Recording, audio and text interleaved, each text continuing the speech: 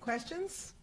Yeah. Bob Lerman, could you say a little more about the content of these training programs? It's sort of a quandary that you'd think that the people that need it the most are the people that are engaged in them less. And to what extent do we know whether part of these are sponsored by employers?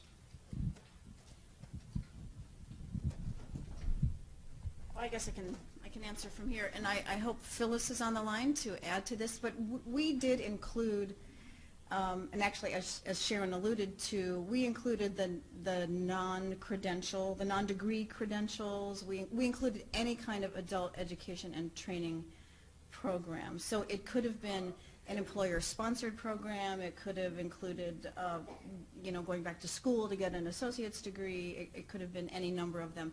And if I recall, somewhere during this process of creating this paper, we looked at some of those categories separately. Phyllis, are you on the line to add to that?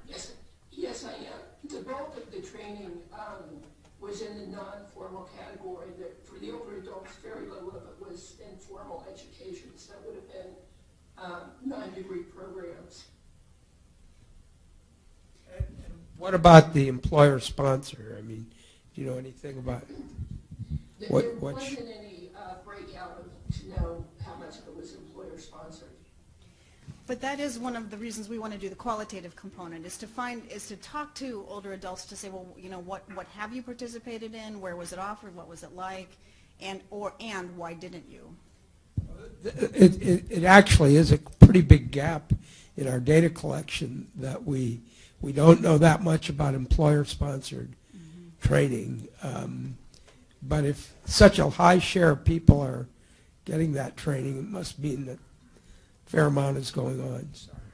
I might also mention that in the context of a survey that we're giving to people in their households, it's very difficult to distinguish between employer-sponsored and non-employer-sponsored, because very often the people who are taking them don't even know.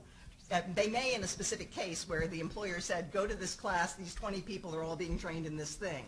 But in many cases, the respondent may not know who's actually sponsoring or providing the training or education. The data did, I just wanted to clarify, in the PIAAC data it does ask, did your employer pay for your participation in formal education or non-formal education in some way? And as you would expect,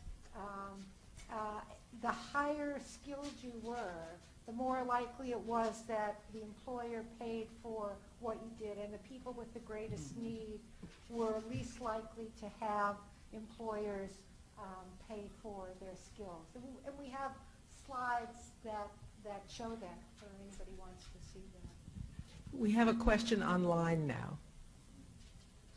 Hi, this is Anita. This is Pina again. From the previous session, this is a little bit of a question and a little bit of a comment. I was wondering how much of the difference across countries and in the U.S. experience particularly of the participation in AT do you think is due to the Great Recession period? Because we know that the Great Recession hit countries differentially, and it also hit age groups differentially. And so it was just something that I was thinking of a potential kind of driving force of why you're seeing such high participation rates for the United States amongst the older group that you're looking at. One of the motivations for our developing a deep focus on this topic was exactly the Great Recession and how much more seriously disadvantaged older workers were than other groups. They spent more time unemployed, longer time unemployed. More of them became discouraged workers. More of them, early uptake of Social Security was a result. So that is absolutely one of the reasons that one of the possible explanations for what's happening in the U.S. I don't have any information exactly about how that might have played out in other countries. Again, deferring to Phyllis. My comment would be that this is another reason to look at some of the earlier surveys, PIAAC and ALL, just to look at the variations in the countries for then and compare it to this recessionary period?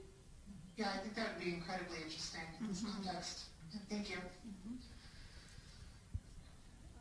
Anybody else? I just wanted to add to Sharon's comment about it just costs too much.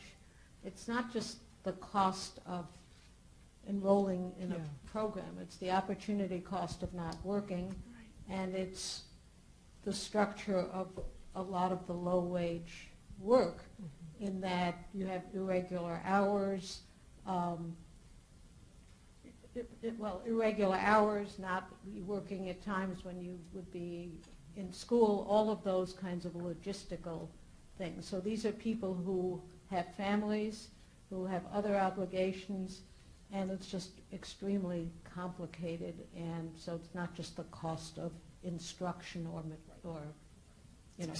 books. Extremely important. Did you look at the payoff by income level? I know you looked at participation by income level. Did you look at payoff by income level? I don't think we did include that Okay. so far, but that's another good addition.